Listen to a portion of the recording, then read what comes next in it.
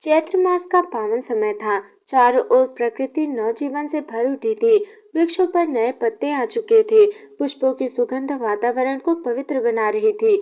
इस शुभ काल में धर्म, व्रत और भक्ति का विशेष महत्व बताया गया है। एक समय की बात है, एक नगर में धर्मनिष्ठ राजा राज्य करता था। उसका नाम था धर्मवीर। वो सत्यप्रिय, दयालु और प्रजा का पालन करने वाला था। लेकिन उसके मन में एक प्रश्न हमेशा बना रहता था कि चैत्र मास में ऐसा कौन सा व्रत या कथा है जिससे मनुष्य को परम पुण्य और मोक्ष की प्राप्ति होती है। एक दिन राजा ने अपने राजगुरु से ये प्रश्न किया।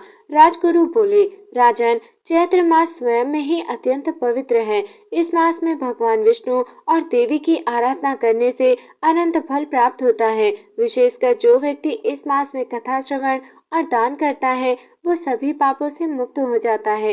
राजा ने विनम्रता से कहा, गुरुदेव, कृपया कोई ऐसी कथा सुनाइए जिससे मुझे और मेरी प्रजा को मार्गदर्शन मिले।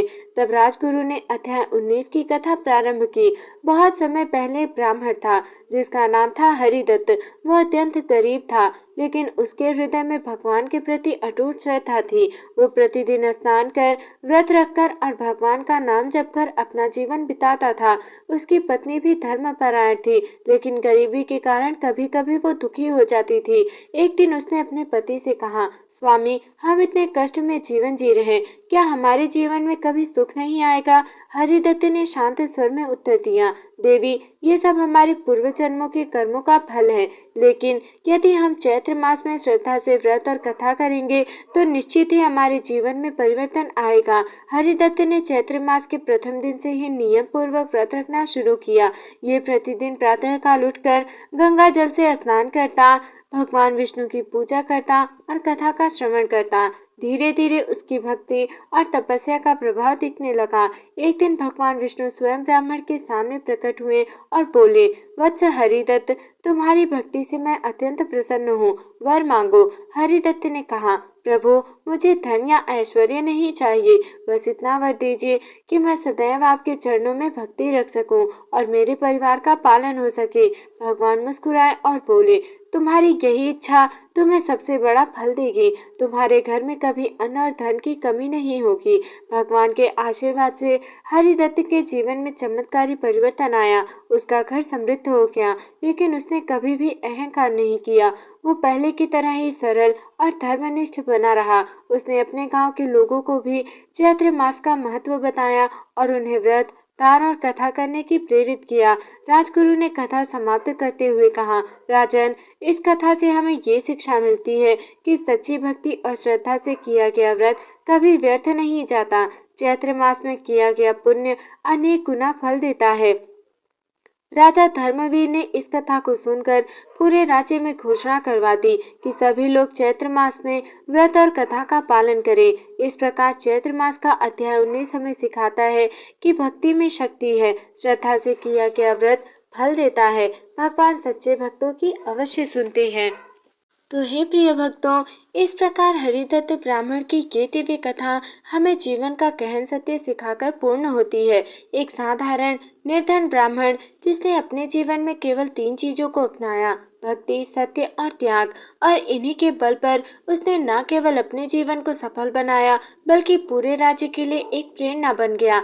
हरिदत्त का जीवन हमें ये बताता है कि सच्ची भक्ति किसी बाहरी वैभव पर निर्भर नहीं करती। भगवान को पाने के लिए धन नहीं बल्कि शुद्ध हृदय होने चाहिए। जो व्यक्ति हर परिस्थिति में धर्म का पालन करता है वही सच्चा साधक होता है। भक्तों, इस अध्याय से हमें अनेक महत्वपूर्ण शिक्षाएं प्राप्त होती हैं। पहला, भक्ति की शक्ति। जो व्यक्ति सच्चे मन से भगवान का स्मरण करता है उसकी रक्षा स्वयं भगवान करते हैं। दूसरा, सत्य और ईमानदारी। हरिदत्त ने स्वर्ण मिलने पर भी उसे लौटाकर ये सिद्ध किया कि सत्य ही सबसे बड़ा धर्म है। तीसरा है त्याग का महत्व। अपने पास कम होने के बावजूद भी दूसरों की सहायता करना ही सच्चा त्याग है। चौथा है सामूहिक श्रद्धा का प्रभाव। पूरे राज्य ने मिलकर भक्ति की और भगवान ने वर्षा देकर संकट दूर किया। पांचवा है जीवन और मृत्यु का सत्य। हरिदत्त ने हमें सिखाया कि मृत्यु अंत नहीं बल्कि आत्मा की यात्रा का एक नया चरण है। भक्तों, शास्त्रों के अनुसार जो व्यक्ति श्रद्धा और भक्ति से इस चैत्र मास की कथा अध्याय 19 का श्रवण करता है पाठ करता है या दूसरों को सुनाता है, उसे निम्न फल प्राप्त होते हैं। उसके जीवन के पाप नष्ट होते हैं, घर में सुख शांति और समृद्धि आती है, संकट और बाधाएं दूर होती हैं, मन को शांति और स्थिरता मिलती है। अंत समय में उसे भगवान का धाम प्राप्त होता है। भक्तों, आपसे यही अंतिम संदेश है। यदि हम हरिदत्त की तरह सच्चे रहें, धर्म का पालन करें और भगवान पर विश्वास रखें, तो जीवन की कोई भी कठिनाई हमें विचलित नहीं कर सकती। अंत में भगवान से यही प्रार्थना है कि हे प्रभु, हमें भी हरिदत्त जैसे अटूट भक्ति, सत्य का पालन करने की शक्ति और त्याग की भावना प्रदान करें। हमारे जीवन को भी धर्ममय और सफल बनाएं। इति चैत्र मास कथा अध्याय 19 संपन्न। राधे राधे। जय श्री कृष्ण। जय माता दी।